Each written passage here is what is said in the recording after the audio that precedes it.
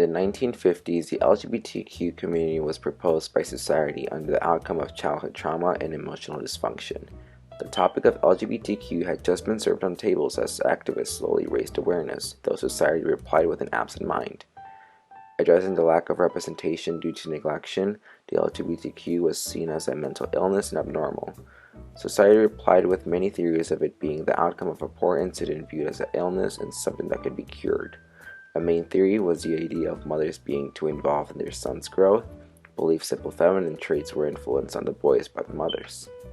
Due to the neglection, the LGBTQ community experienced a major setback in 1952. The American Psychiatric Association listed homosexuality as a type of mental disorder. President Dwight D. also signed an executive order that banned gay people from federal jobs, as well as the right to decline a job to someone for being gay.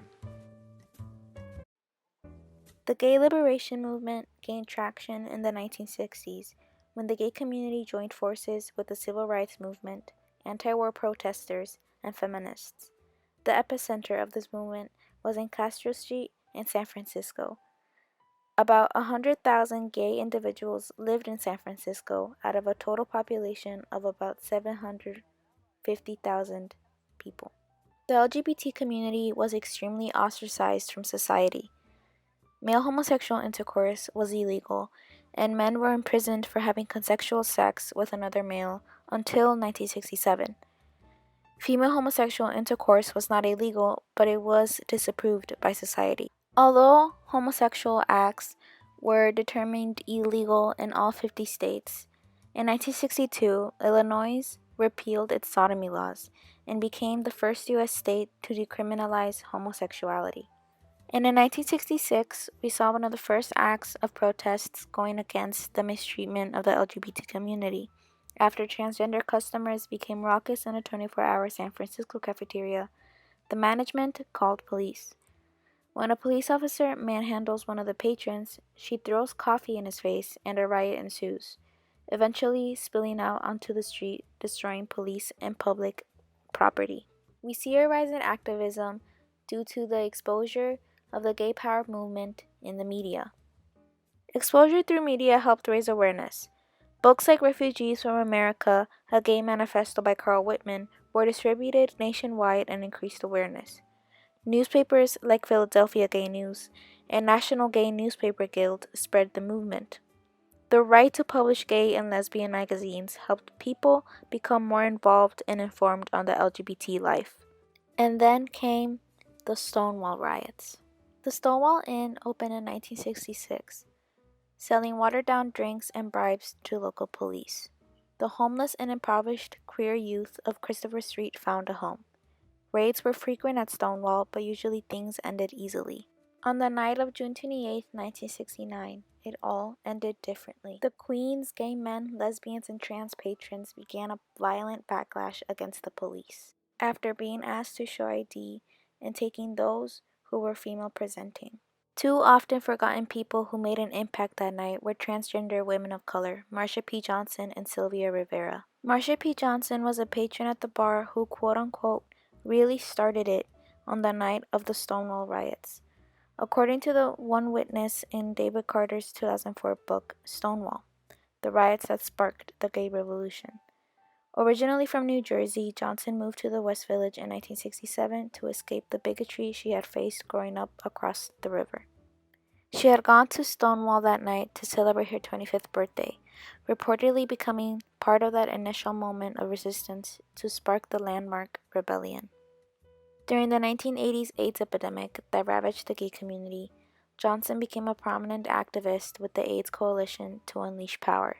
Marsha P. Johnson died in 1992 at the age of 48 under mysterious circumstances. Her body was found floating in the Hudson River, and the case remains unsolved. Sylvia Rivera was a 17-year-old Puerto Rican drag queen on the night of the riot. According to one biography, Rivera was in the crowd that gathered outside of the bar as anger in the West Village neighborhood swelled. She's cited as one of the first bystanders to throw a bottle, a big deal given the power dynamics of the situation with the police. After Stonewall, Rivera became an outspoken activist who rallied against racism, sexual violence, and after she began identifying as a woman, transphobia. In a 1973 Christopher Street Liberation Day rally, Rivera, a sexual assault survivor, spoke about the complacency she saw in the LGBT community after gay, lesbian, and transgender people were arrested, thrown in jail for their activism, and assaulted by male inmates in the years after the Stonewall Rebellion.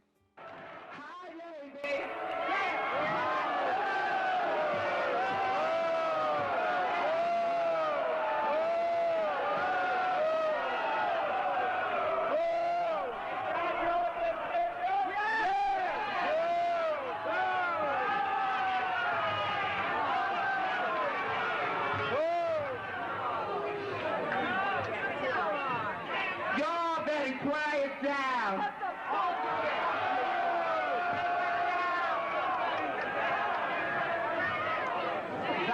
Nothing.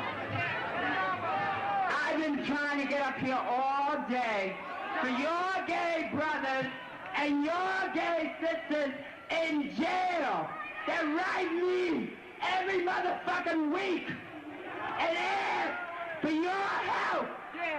And you all don't do a goddamn thing for them.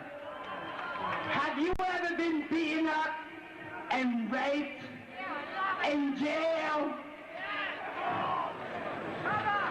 Now think about it. They've been beaten up and raped after they haven't spent much of their money in jail to get their cell phones and tried to get their sex change. The women have tried to fight for their sex changes or to become women of the women's liberation. And they write STAR, not the women's group. They do not write women. They do not write men. They write STAR because we're trying to do something for them. I have been to jail.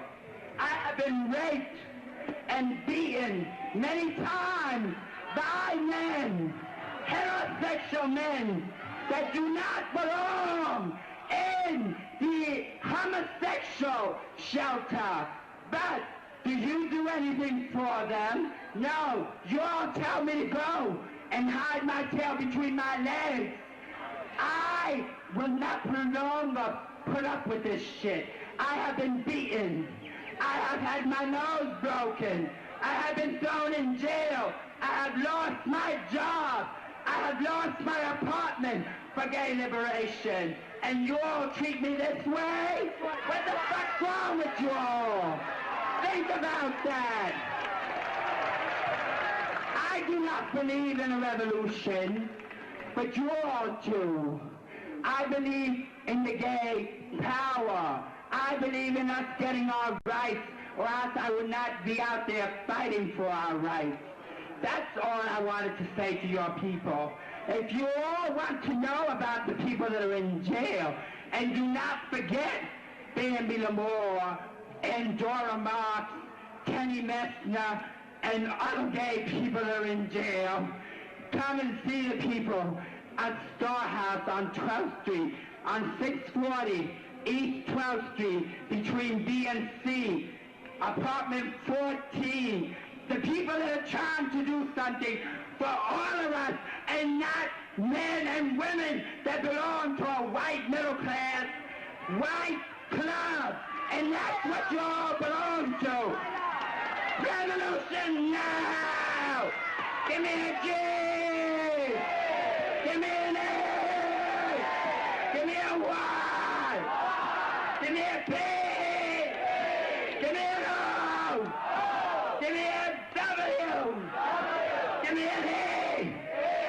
Give me an R! Gay power! She died in 2002 at the age of 50. The 1980s was overall the AIDS epidemic era and the accusation era. It wasn't until the early 80s that society reduced the term use of GRIDS, also known as gay-related immunodeficiency syndrome, when talking about AIDS. The LGBTQ movement was dominated by the outbreak of the AIDS crisis, as it was reflected negatively by society, though it's an infection transmitted regardless of your sexual orientation. In 1988, the World Health Organization declared December 1st to be the World AIDS Day. The 1980s was also a scandal era. Anyone accused or thought of being gay would be the talk of town and the headline of newspaper. Billie Jean King, a former tennis player, was outed on the fact of being lesbian. Although she stood her ground, she was still torn by the haters.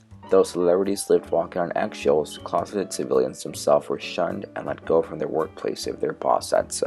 In 1993, the Minnesota State Legislature enacts the first statewide law banning discrimination against transgender people. Also in 1993, Bill Clinton signed a policy called the Don't Ask, Don't Tell law, which later became a law. This was put into place to stop people from being mad that they served the country and from those who felt like they were being judged based on their sexuality. This law let people serve without being asked about their sexuality. In 1996, Clinton signs Defense of Marriage Act, which led to denying federal benefits to same-sex spouses. Also in 1996, there were two cases. One was the Nabozzi versus Policy, which was where Jamie Nabozzi was attending a public school, and while he was attending, he got harassed and bullied by classmates because of his sexuality. They didn't do anything about it, they just let it keep going until they went to court.